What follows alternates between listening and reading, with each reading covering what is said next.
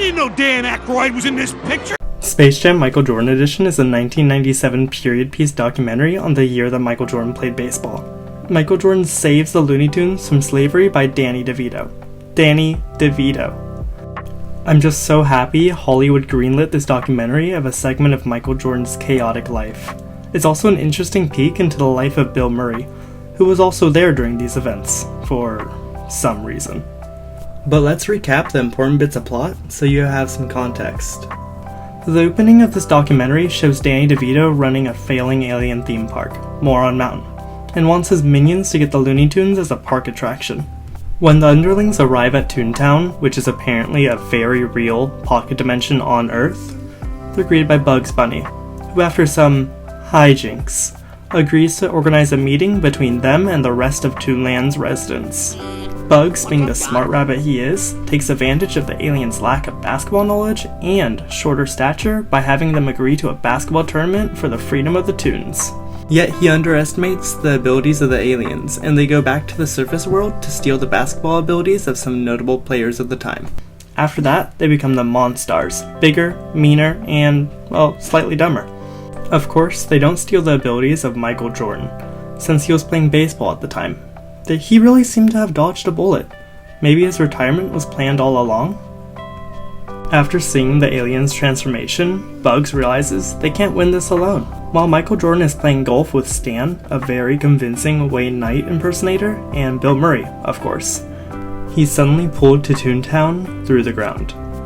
As he arrives, the Toons show off the weird physics of Toontown and attempt to get him to help their cause.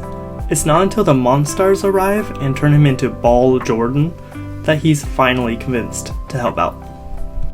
But before he can even play, he needs his lucky shorts and a pair of shoes.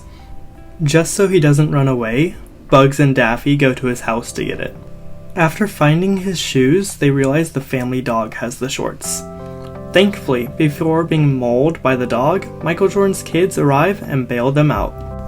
While they head back down to Toontown, Stan manages to follow them down. Worried Michael Jordan will miss his next baseball game. Reunited with his clothing, Michael Jordan shows off some moves, before Stan reveals he's there. He's added to the bench since there's no time to send him back home. The match begins. The Toons starting lineup consists of Taz, Lola, Daffy, Bugs, and of course, Michael Jordan.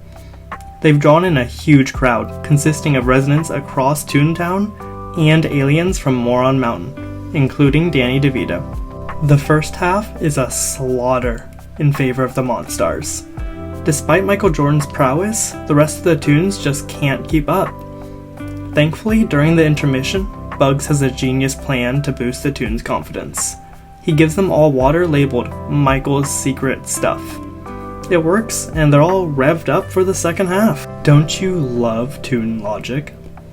During this, Stan, being the sneaky lad he is, finds out the Monstars stole their abilities from NBA players, and informs Michael and the Toons. After being roided up on water, the Toons quickly close the gap. It was at this moment that he knew. He fucked up. And almost tie up the score, before Danny DeVito calls for a timeout to yell at his minions.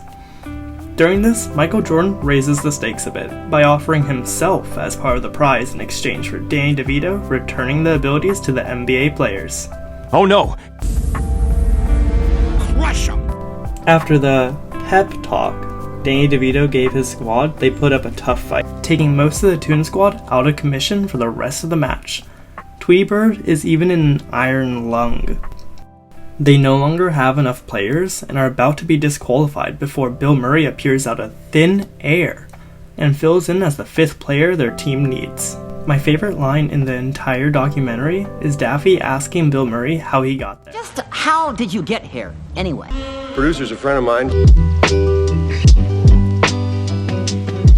Now 1 score away from winning and 10 seconds left on the clock, Michael Jordan manages to utilize cartoon logic and stretches his arm out to make the basket. The Toon Squad won the match and secured their freedom. Also, the Monstars, realizing they're big enough to stand up to him now, turn against Danny DeVito. They stuff him in a rocket, heading back to Moron Mountain. before reluctantly returning the abilities to the NBA players. And that concludes this interesting documentary on an event in Michael Jordan's life. It's really fascinating that this was ever released to cinema, considering it reveals the truth behind the Looney Tunes, and how they're all Warner Brothers slaves, used to make content. The main takeaway I got from this documentary is that Bill Murray has abilities beyond our understanding, since he was able to seemingly teleport to Toontown at will. Also, that the Looney Tunes cartoon is, and has always been, filmed live. While I haven't seen Space Jam 2, LeBron Boogaloo, I hope it answers some of my questions regarding Bill Murray's powers, as well as finally freeing the Looney Tunes from slavery by Warner Brothers.